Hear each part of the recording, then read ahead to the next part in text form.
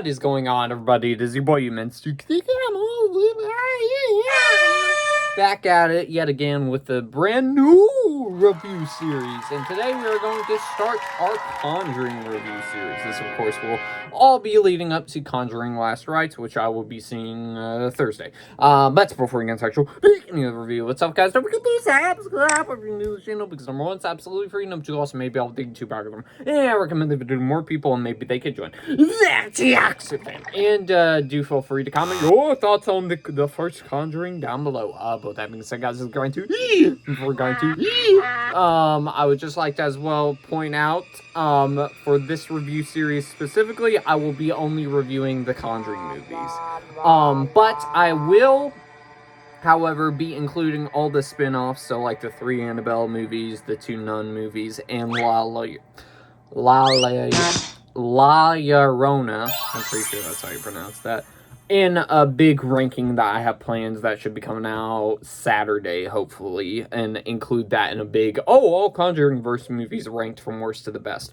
But before we get to actual review of this, let's give a quick plot synopsis, shall we? So, transition issues, In 1970, paranormal investigators and demonologists Lorraine and Ed Warren are summoned to the home of Carolyn and Roger Perrin. The Perrins and their 5 daughters have recently moved into a secluded farmhouse where a supernatural presence has made itself known. Though the manifestations are relatively benign at first, events soon escalate in horrifying fashion, especially after the Warrens discover the house's macabre history. Alright, so with The Conjuring, I never watched these movies before. These were all first-time watches, of course, as I said before, building to the newest film. But I knew the first 2 especially were very well regarded as one of the best modern-day horror... one of the best horror movies over the, last decade or 2. So, and a whole lot of people hold them in such high regard, and they're... at one point in time when The Conjuring first came out, people were saying, oh, it's the scariest movie of all time, or it's the scariest movie in recent memory. So, finally decided to watch these, and let's just get into the actual review of these films, shall we?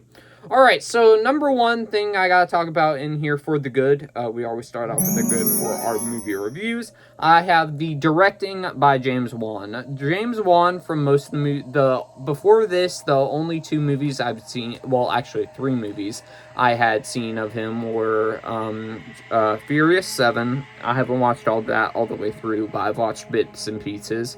And then he also directed the 2 Aquaman movies. And I still think is a great director, and even more so in the horror genre. Because before this came out, we saw it with Insidious, and in here, I think he does an even better job than he does in Insidious with really making this atmospheric in every sense of the word. With his directing skills, there's some very well built out scares throughout the whole entire movie, and I'm one that doesn't really get jump scared too often while watching movies at home, particularly, but there were a couple jump scares that did get me, where in Insidious, there were some jump scares that generally got me, but there's some of them in Insidious which were kind of, annoying, because they had, this loud boom that goes with the jump scares. With this one, they draw everything out, where it makes the jump scare even more effective, because you're literally looking at every single direction going, okay, where's the jump scare coming from? Where's the jump scare coming from? Oh, it's right behind you! So they did a great job with camera work there. The acting, too, I think is really great all around. Whether it's Lily Taylor as the mom of the main family that's getting haunted, or Patrick Warburton and Vera Farmiga as Warrens themselves, you can tell everybody making this film was on their A game. 2, I think the characters in this were quite decent. Now, again, this is actually based off real life people, so they gotta be very respectful at acting well as those specific characters, because they're real life people. They did a great job with that in this movie, where the main key family that you have as well is very sympathetic, especially because they don't really have anything that immediately gets the ritual started or something like that, unlike the second film, which we're going to talk about tomorrow.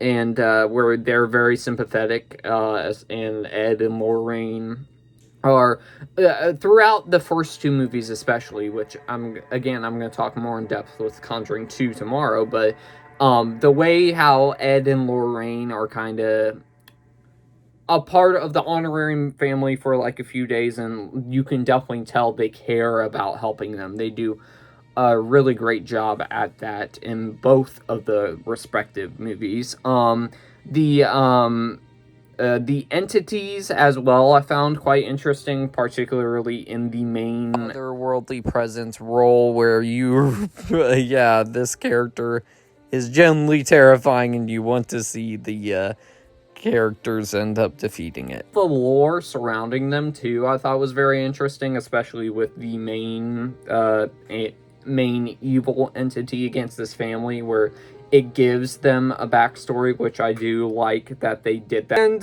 final positive, the music. The music in here too is really, really good for what it's doing throughout. Both the music that is like songs like that are played nowadays, like that they incorporate into this movie, I think fit with the vibes of the time frame, because this does take place like 1971.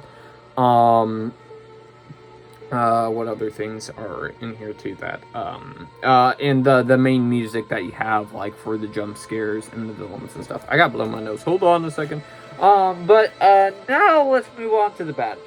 I don't have any mixed aspects, so but yeah, the bad, I only have really one. And I do think that the third act of this movie does take a little too long to wrap things up, where I think every moment that you have there is important. I just think it needed to be sped up a tiny bit more. Other than that, I don't really have any negatives with it. Originally, when I did my Letterboxd review the other day, I would say I didn't think of the third act as a negative, really. That's why when I review a movie, I kind of like sleep on it to try to get my more in-depth thoughts for the actual in-depth video review that you have here. So, and originally I was said, oh, the CGI during one scene isn't that great, which that was only really a nitpick, to begin with. But as I thought it over, that is the one thing that did bug me about this movie. But other than that, The Conjuring, it did live up to the hype for me as like one of the greatest horror movies in recent memory. So with that being said, let's bring out the toxic meter. And this gets a not toxic, it's an A+. Almost perfect horror movie, I will admit here.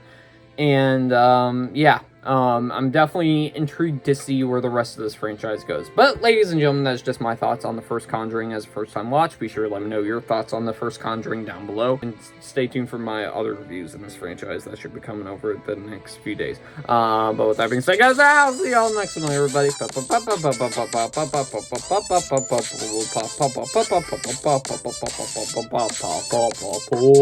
out.